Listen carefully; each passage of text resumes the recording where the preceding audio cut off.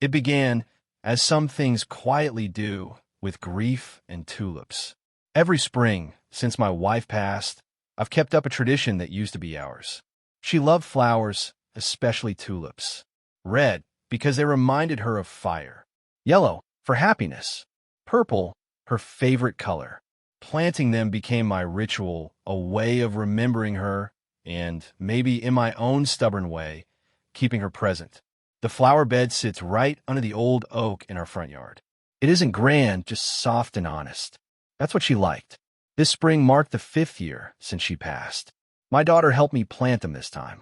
It was her way of connecting, too. But less than a week after those tulips bloomed, someone crushed them. Not by accident, with intent. And that someone was Karen. I noticed it first thing that morning, walking out with coffee in hand. The colors were gone, smeared and broken. Half the tulips were flattened into the dirt. The little ceramic gnome that sat beside the tree, a gift from my daughter, was shattered, its smile lying in pieces next to a boot print in the soil. A sharp, pointed tail. Deep, clean, adult-sized. That's when I checked the doorbell camera. There she was, Karen, 3 houses down. The kind of neighbor who sends notes if your recycling bin isn't pulled in by 7:01 a.m. The kind who thinks her taste is the law and her lawn the gold standard. I'd dealt with her type before, but never this close to home.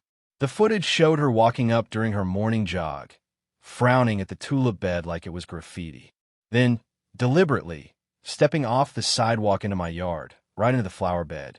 She didn't trip. She stomped. Then she pulled out her phone, took a photo, and walked away. By mid-afternoon, I got an email from the HOA inbox.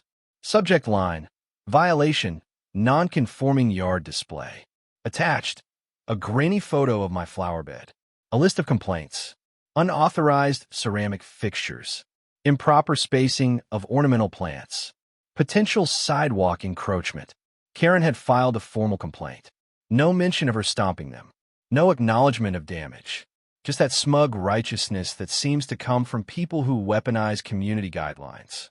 She had no idea, of course, because what she didn't know was that I'd just been elected president of the HOA. I hadn't told anyone yet. Not publicly.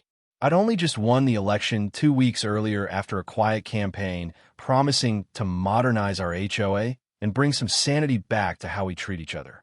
I hadn't even moved into the official office. My plan was to stay low, listen first, understand the dynamics, avoid drama. But this changed everything. So I responded, not with anger, not with sarcasm, but with policy. With the very rules Karen thought she controlled. I filed my own report, documenting the destruction, attaching doorbell footage, requesting a formal hearing, and I scheduled a board review. Karen was summoned. The meeting was held in the small clubhouse at the edge of the neighborhood. Karen arrived early, clipboards and confidence in tow. She didn't even look my way. When I stood up to open the session and introduce myself as the new HOA president, her head whipped around so fast it nearly broke the smug barrier she'd worn for years. Her smile twitched. I played the footage. There was silence in the room as everyone watched her walk in my yard, stomp the tulips, and photograph the mess. One board member winced. Another muttered, "Unbelievable." Karen launched into damage control. I was trying to remove a tripping hazard. The gnome was dangerous to children. I didn't mean to damage anything, but her voice faltered. Her confidence cracked. The room didn't buy it. I remained calm.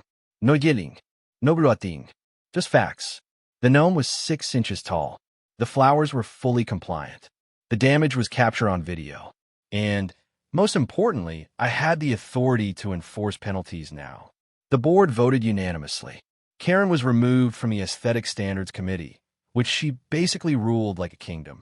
Required to replace the flower bed at her own cost. Issued a formal warning for unauthorized trespass and property damage. Forced to write a handwritten apology to be posted publicly on the HOA portal for transparency. But I didn't stop there. The next day, a small wooden plaque appeared in my yard beside the replanted tulips. Just a simple message. In loving memory. Planted with permission. Protected by policy. And I sent out my first newsletter as HOA president titled, Respect, Rules, and real community. Inside, I outline new plans. A resident-first landscaping program. Emphasis on kindness and shared spaces. A hotline for unnecessary complaints to be reviewed before they escalate. Karen's name wasn't mentioned, but everyone knew. She still jogs by. She doesn't look at the flowers anymore. But I see her pause, just for a moment, before speeding up again. HOA rules aren't inherently bad, but when they're wielded like weapons, they lose their purpose. This isn't just about flowers or power. It's about learning how to live next to each other, with empathy, not enforcement. And sometimes, the real garden you protect is the one you plant inside yourself after someone tries to trample it.